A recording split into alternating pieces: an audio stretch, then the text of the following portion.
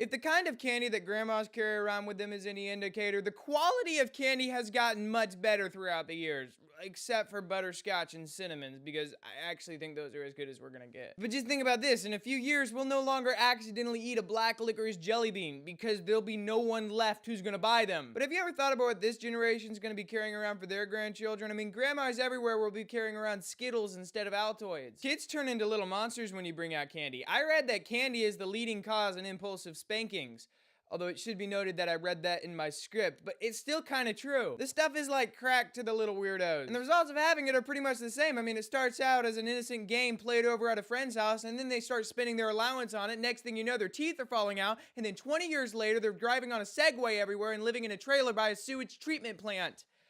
That actually doesn't make any sense to me either. Because kids go crazy if they're made to go through a day without their fix. And Grammy is the one who gave them their first freebie, because she may not carry Skittles around with her, but whatever the grandchild wants, he gets. And you know who's picking up the tab for the addiction? It sure ain't Grammy. She went back to South Dakota before the withdrawal started. Now it's mom's job to play supplier and go on gummy bear runs. I mean, these things are literally rotting the teeth out of kids' mouth, and the parents, well, they care a little bit, but just not as much as they care about their child being quiet. And you know, when they get too old to walk around Walmart with a pacifier in their mouth, a sucker becomes the most obvious replacement. That's why they have suckers at banks, to silence annoying children. Although I do think the bank robbers use them for the same thing in hostage situations.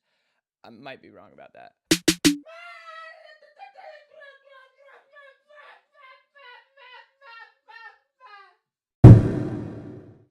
Share the video. Is that funny? I thought it might be, but you know, I wasn't sure.